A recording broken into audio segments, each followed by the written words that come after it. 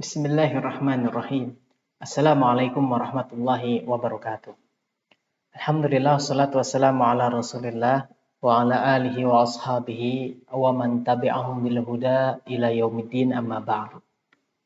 Alhamdulillah, bertemu kembali ikhwan akhwat rahimani wa rahimakumullah dalam kajian secara online ini, di mana pada kesempatan kali ini saya akan membahas mengenai pembahasan kitab Al-Usulus Salasah, ya, yang mana pada pertemuan yang lalu sebelum ini dalam kajian online kita yang bekerja sama dengan teman-teman kita di Darul Athar Indonesia, kita telah membahas tentang kitab Al-Qawaidul Arba.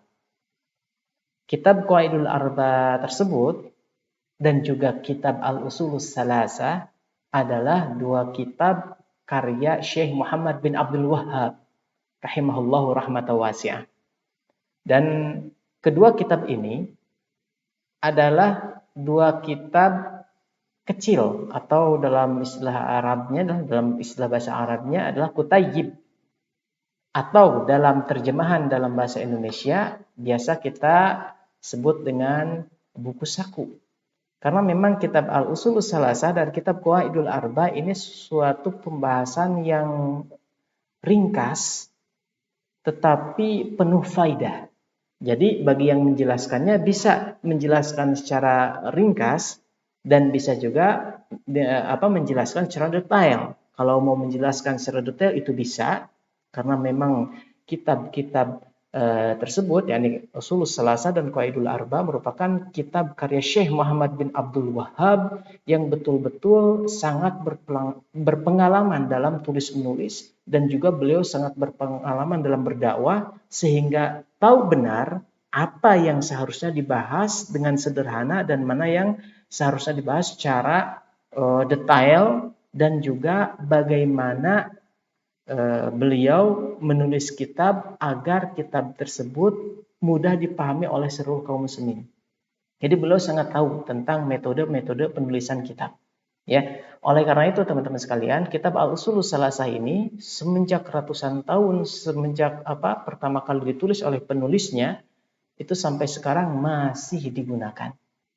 Silahkan antum searching bagaimana atau kapan Syekh Muhammad bin Abdul Wahhab dahulu berdakwah, ya, itu berdakwah sekitar pada abad ke-12 Hijriah, sekitar abad itu, berarti sekarang kan abad ke-15 Hijriah ya, 15 Hijriah, Masya Allah, dari abad 12 sampai 15 sekitar 300 tahunan yang lalu. Lama berselang namun kitab ini masih digunakan. Bahkan para ulama pun banyak yang mensyarah atau menjelaskan kitab ini karena memang penting dan tepat. Pembahasannya itu tepat, sesuai dengan apa yang dibutuhkan oleh kaum muslimin dari zaman ke zaman. Nah, kitab Al-Usulus Salasah dan kitab Qawaidul Arba ini biasanya kalau dicetak itu berdampingan. Jadi dalam satu buku yang sama, karena memang itu adalah pembahasan yang ringkas. Pada pertemuan yang lalu, saya membahas kitab Qawaidul Arba dulu. Kenapa? Karena memang pembahasan Qawaidul Arba itu ringkas sekali. Bahkan kalau misalkan ditulis matannya atau tulisan Arabnya dalam satu lembar kertas HPS itu juga bisa. Itu bisa. Tapi kalau dibentuk menjadi buku kecil gitu ya, buku saku, ya itu ada beberapa lembar. Namun biasanya disandingkan dengan kitab Al-Usulus Salasah cetakannya itu, dan masih tetap saja itu berbentuk buku saku, ya, buku kecil. Namun faidahnya sangat luar biasa, sangat besar sekali, ya. Bentuknya kecil tapi faidahnya besar. Nah, setelahnya saya membahas Qawaidul Arba dalam beberapa pertemuan online, ya, pada pertemuan yang lalu. Silahkan bisa searching di akun-akun Darul Athar, itu telah kami upload. Dan pada kesempatan kali ini saya akan membahas kitab Al-Usulus Salasah karena memang dari segi konten isinya itu lebih panjang daripada Qawaidul Arba. Nah, maka dari itu sekarang saya bahas salah satu usul. Dan juga teman-teman sekalian, metode pembahasan kita tentang kitab Usul Salasah ini adalah pembahasan yang secara global saja. Jadi poin-poin pentingnya saja. Bahkan nanti kita akan fokus kepada gambar, sehingga tidak terus-menerus layar ini hanya menampilkan saya saja gitu ya, kamera kepada saya saja. Nanti kita akan atur bagaimana tatkala saya menjelaskan, ada poin-poin yang dicatat dan ada diagram atau bagan-bagan atau semacam tasjir gitu ya dalam bahasa Arab itu, sehingga akan mudah atau memudahkan kita dalam memahami bagaimana sih isi secara global dari kitab salah satu usul itu atau usul salasah ini. Baik, barangkali di antara antum ada yang belum melihat ya bagaimana penampakan kitabnya gitu ya. Bagaimana penampilan kitabnya? Mari kita lihat di layar ya. Alhamdulillah ini sekarang saya bisa pakai aplikasi sehingga di komputer ini bisa saya sekaligus cantumkan ke antum, perlihatkan ke antum di layar HP atau komputer antum ya. Baik. Nah, ini dia teman-teman sekalian, kitab Al-Usulus Salasah. Jadi penampilannya seperti ini ya, tulisannya Al-Usulus Salasah lil Imam Muhammad bin Abdul Wahhab rahimahullah. Karya Syekh Muhammad bin Abdul Wahhab rahimahullah ya. Nah, isinya seperti ini. Tuh, seperti itu ya, berupa tulisan Arab karena memang ini kitab berbahasa Arab. Dan juga yang seperti ini biasanya ya, tulisan seperti ini, bentuk penulisan kitab seperti ini disebutnya matan. Jadi ada harokatnya dan kata-katanya sederhana sehingga mudah dihafal. Makanya biasanya para talibul ilmi atau para penuntut ilmu syar'i ketika membahas pembahasan akidah itu biasanya diminta untuk menghafal matan ini karena cuma sedikit nih, 27 halaman ya dalam bentuk PDF ini, hanya 27 halaman. Nah, sampai di akhir seperti ini. Nah, ini ya pembahasan terakhirnya. Adapun apa yang saya bahas sekarang seperti yang tadi saya sebutkan, bahwa metode pembahasan yang akan saya tekankan di sini adalah pembahasan secara global saja. Bahkan nanti tidak langsung kepada kitab yang tadi saya sebutkan ya, tetapi berupa bagan, berupa tulisan-tulisan urat-urat yang nanti juga akan sambil diperlihatkan, ditampilkan di layar yang antum saksikan ini. Baik, mari kita perkecil dulu nih. Kita perkecil dulu kamera yang menyorot saya gitu ya, agar kita fokus kepada tulisan yang ada di layar. Baik, silakan ya. Baik, sebentar sambil saya menyeting dulu ini ya, men-setting dulu penampilan yang ada di layar. Sambil kita persiapkan dulu pembahasan yang akan kita bahas ya. Dan bagi yang sudah memiliki kitab Usul Salasah, silahkan bisa sambil dibuka kitabnya gitu ya. Baik, nah seperti ini. Saya akan buat kamera saya terlihat kecil seperti ini karena memang kan kita fokusnya kepada tulisan. Lantas kenapa tuh kamera saya masih tetap ditampilkan? Ini adalah metode saya pribadi agar agar ketika antum melihat ke layar juga antum merasa memang sedang belajar karena ada yang menjelaskan, kelihatan tuh yang menjelaskan di pojok gitu ya, tuh di pojok. Ya seperti itu. Baik, mari kita lihat ke layar teman-teman sekalian. Di sini sudah ditampilkan ya, ada kitabnya seperti ini dan tadi udah kita lihat-lihat ke bawah.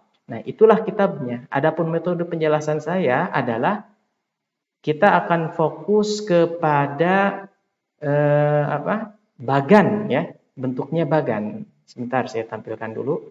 Nah, ini dia. Jadi kalau antum ada yang sudah bisa berbahasa Arab, ini sebenarnya ya dalam penjelasan dalam bentuk bagan ini bisa seperti ini teman-teman sekalian. Ya. Penjelasan dalam bentuk bagan ini seperti ini. Jadi seluruh pembahasan kitab Usul Salasah, poin-poin pentingnya sudah diwakili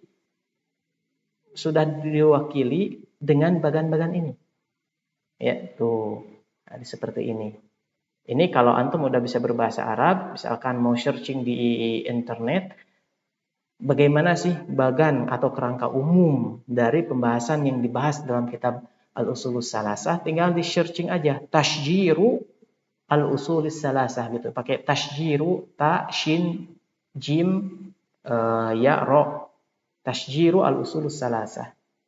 Nah, seperti ini. Maka akan keluar beberapa metode penjelasan ringkas seperti ini. Karena memang kitab usul salasah itu sendiri ya, kitab yang kecil bentuknya tetapi sangat luas faedahnya. Kita langsung saja membahas apa itu kitab usul salasah.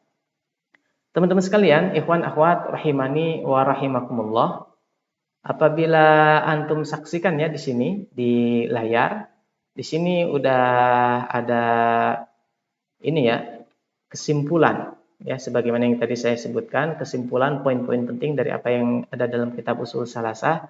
Lalu mari kita mengenal apa sih usul salasah. Nah, silakan tuh sambil dilihat di layar. Di sana teman-teman, ini usul salasah ini tersusun dari dua kata. Al-usulus salasah yang artinya adalah 3 prinsip ya, yang artinya adalah 3 prinsip. 3 prinsip. Jadi al-usul itu artinya prinsip, as-salasah itu 3. Kita artikan 3 prinsip. Dan kitab usul salasah ini secara global terdiri dari muqaddimah, kemudian maqasidul kitab, kemudian khatimah. Nah ini nih, muqaddimah, kemudian maqasidul kitab, kemudian khatimah. Muqaddimah itu ya muqaddimah, ya pembukaan, kemudian maqasidul kitab, pokok pembahasan kitab ini, kitab usul salasah ini, kemudian juga ada khatimah, penutup. Ya, penutup. Nah, maqasidul kitab atau pembahasan pokok dari kitab ini terbagi menjadi 3 pembahasan besar. Tentang man rabbuka, kemudian ma dinuka, wa man nabiyuka. Nah, ini terbagi menjadi 3 pokok bab besar. Nah, kata para ulama, dari 3 pembahasan pokok inilah akhirnya kitab ini pun dinamai dengan kitab al-usulus salasah atau 3 prinsip. Jadi 3 prinsip atau 3 pondasi ilmu yang betul-betul harus dipelajari oleh seluruh kaum muslimin. Kenapa sih harus dipelajari oleh seluruh kaum muslimin? Bukankah Islam itu harus dipelajari? Memang seluruh ilmu ini harus dipelajari. Maka teman-teman sekalian, ya patut diketahui bahwasanya ilmu Islam itu kan luas. Apabila kita mempelajari cabang-cabang ilmu dalam syariat Islam, maka kita akan mendapati di sana ada ilmu hadis, ilmu mustalah hadis, ada ilmu usul fikih, kemudian ada ilmu tafsir, ada ilmu faraid, kemudian ada ilmu qawaid fiqhiyah dan seterusnya. Sangat banyak sekali cabang-cabang ilmu dalam pembelajaran syariat Islam. Nah, tentu kan tidak semua orang dapat mempelajari itu semua. Tetapi teman-teman sekalian, adapun kitab usul salasah ini adalah merupakan 3 prinsip penting yang harus dipelajari oleh seluruh kaum muslimin. Begitu kata para ulama. Oleh karena itu Syekh Muhammad bin Abdul Wahab ketika menulis kitab ini, maka bentuknya kitab yang kecil.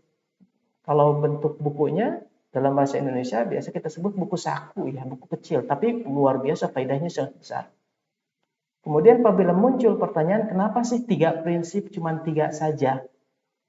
Bukankah Islam ini agama yang sangat besar, ilmunya luas, pembahasan ilmunya?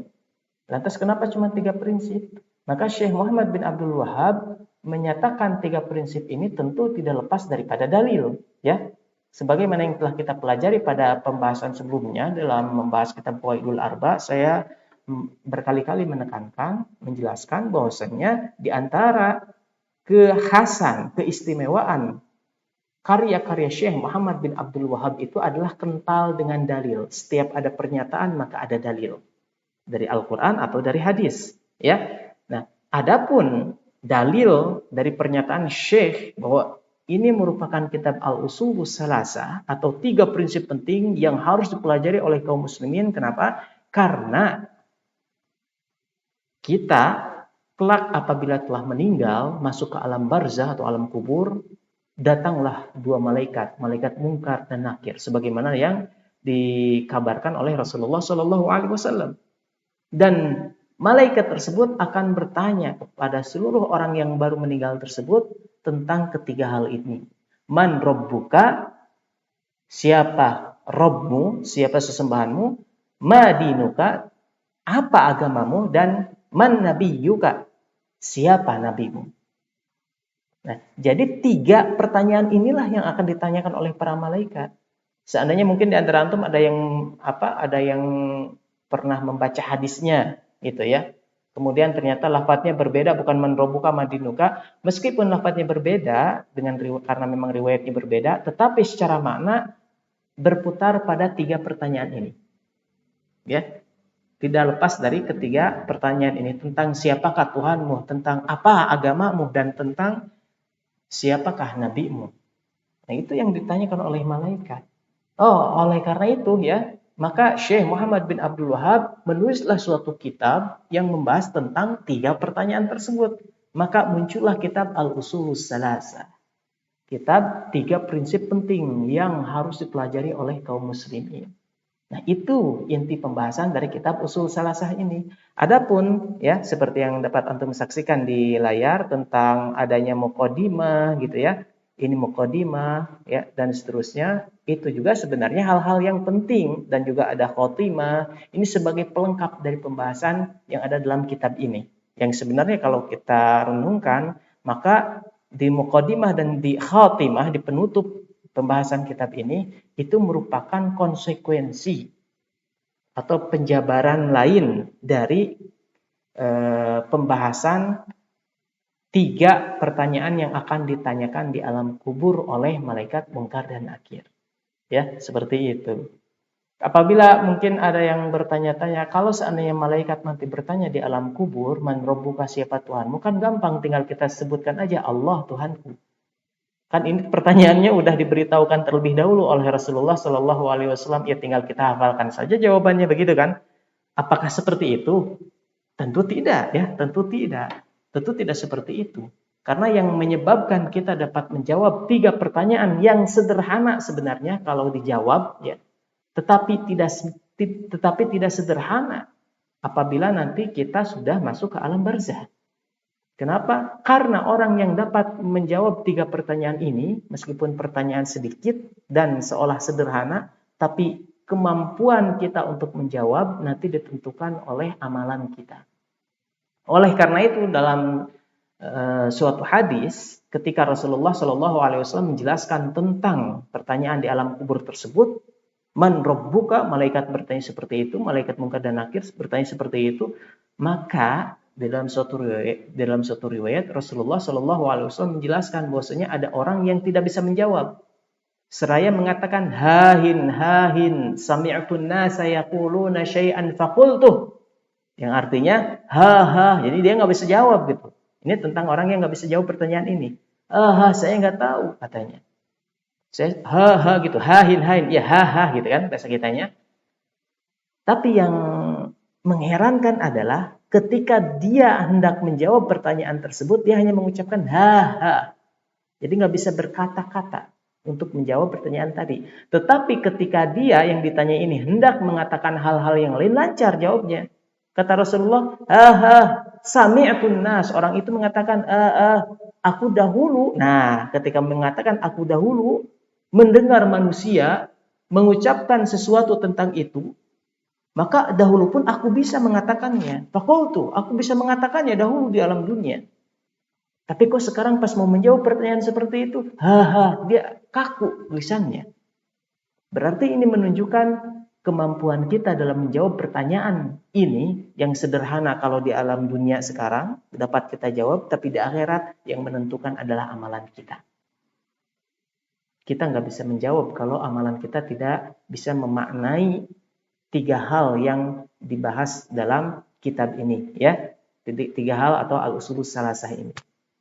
Maka dari itu teman-teman, mari kita pelajari. Dan oleh karena itu Syekh Muhammad bin Abdul Wahab menulis kitab ini dengan metode seringkas mungkin. Bahkan kalau dibukukan seperti yang tadi saya katakan, hanya berupa kutaim, buku kecil atau buku saku yang meskipun kecil tapi manfaatnya sangat luas, faidahnya sangat besar. Oleh karena itu teman-teman sekalian, meskipun ini hanya buku saku bentuknya, tapi yang menjelaskannya para ulama dari dahulu sampai sekarang, para penghafal Quran, penghafal hadis yang menguasai ilmu Al-Quran, ilmu hadis, ilmu fikih, para ulama ahlu sunnah, mensyarah atau menjelaskan kitab ini dan menjelaskan kepada masyarakat. Baik pendengar ulama tersebut, ya, pendengar di pembahasan ulama tersebut itu orang-orang yang sudah berilmu maupun anak kecil. Jadi ke anak kecil bisa menjelaskan tentang ini dan bisa juga dijelaskan, diterangkan kepada orang-orang yang emang sudah berilmu, para penuntut ilmu yang sudah kuat ilmunya, yang sudah senior misalkan. Tetap mereka membutuhkan pembahasan ini tentu dengan pembahasan yang lebih detail sesuai dengan level keilmuan mereka. Oleh karena itu teman-teman, ini sangat penting sekali kitab ini. Maka mari kita bahas. Kalaulah kita belum sempat untuk membahas secara detail, mari kita bareng-bareng sekarang membahas secara global. Apa sih inti poin-poin penting dari kitab ini? Semoga dengan ini dapat menjadi motivasi bagi kita untuk melanjutkan pembahasan lebih detail lagi. Insya Allah banyak ya, bahkan di YouTube juga udah banyak rekaman-rekaman penjelasan detail dari para ustadz Ahlussunnah wal Jamaah.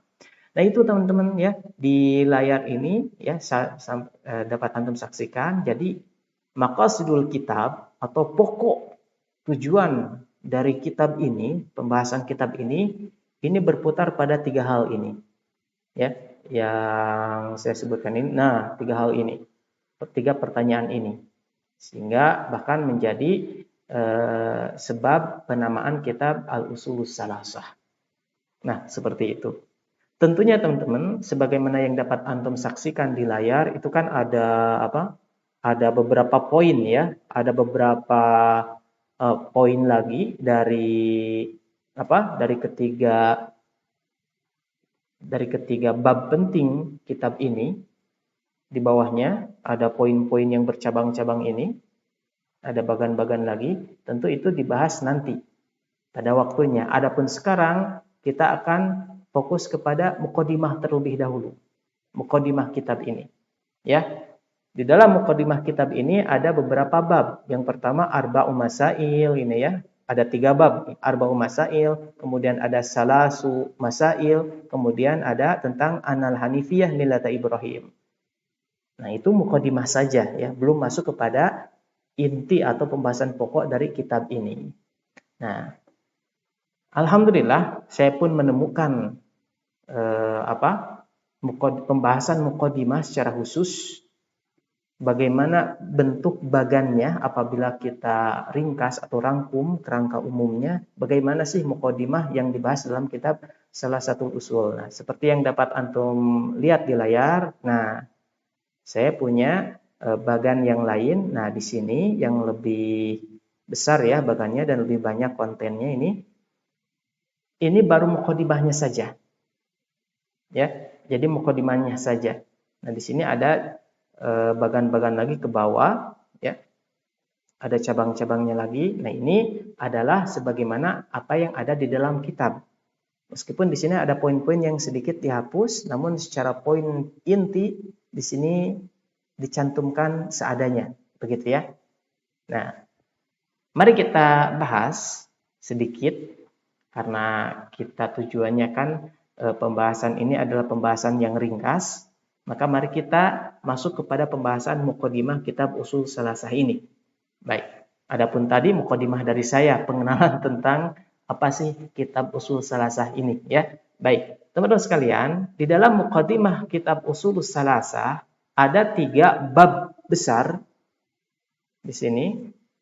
Sebagaimana yang tadi juga sempat saya sebutkan ya, di sini tuh ada 3 bab besar.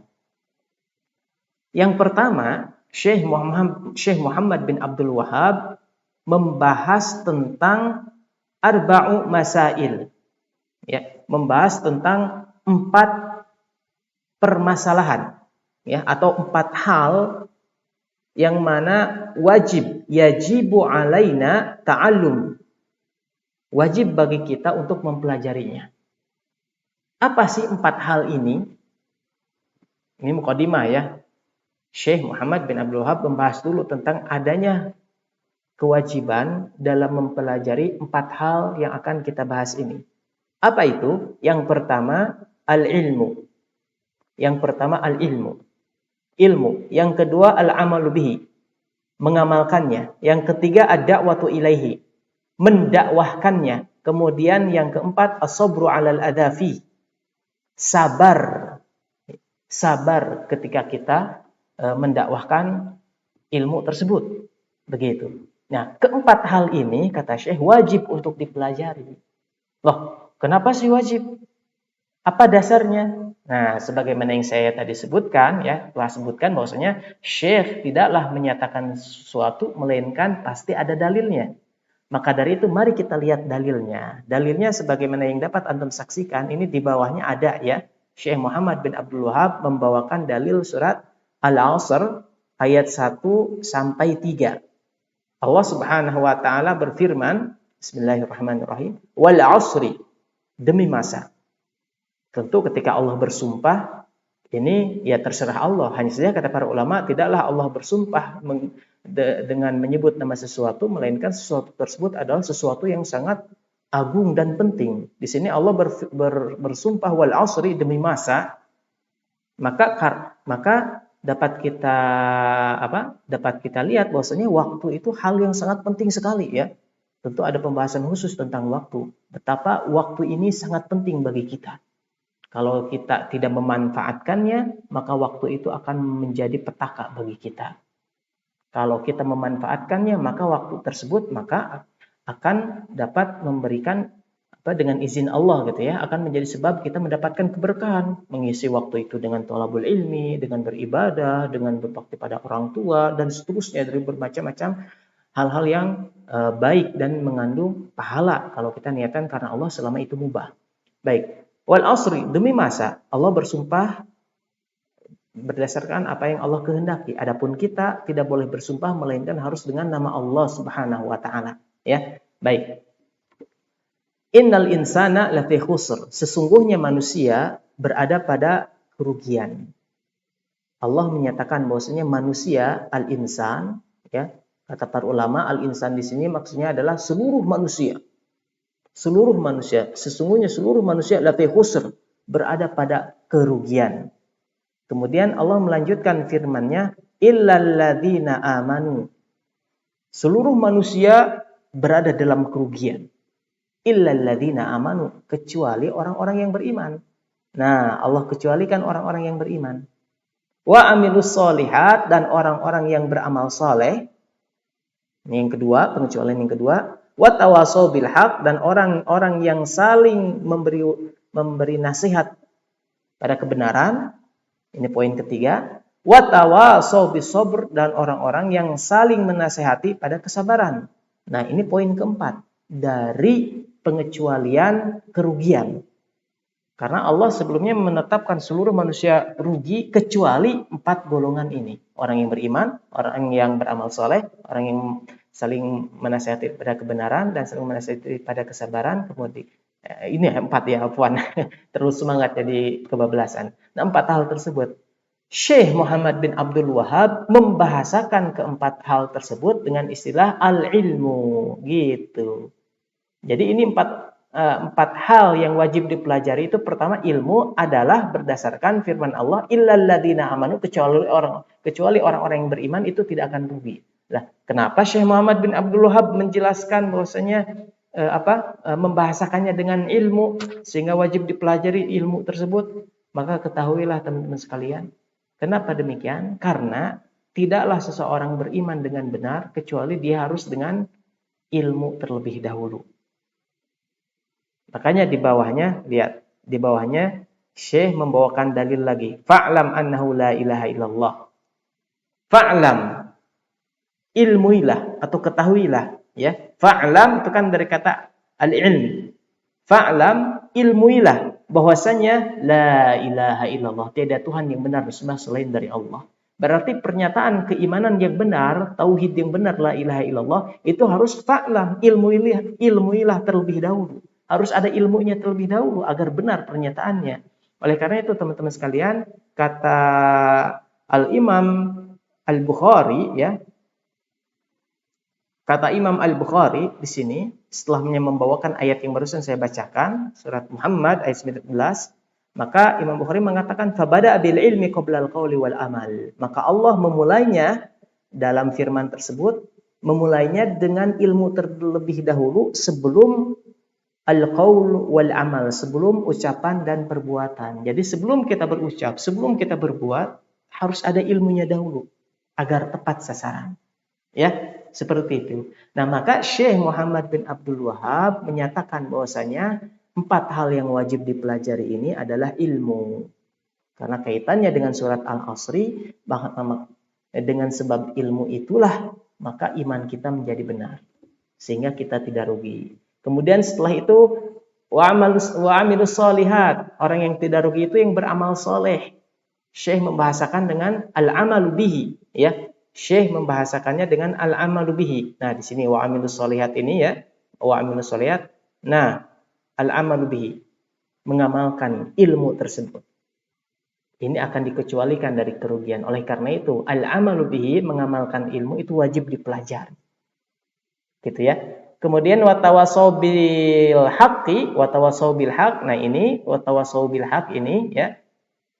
Ini dibahasakan oleh Syekh dengan ad-da'wah ilaihi. Karena saling menasihati pada kebenaran itu kan artinya dakwah juga ya, dakwah, ngajak orang di atas kebenaran.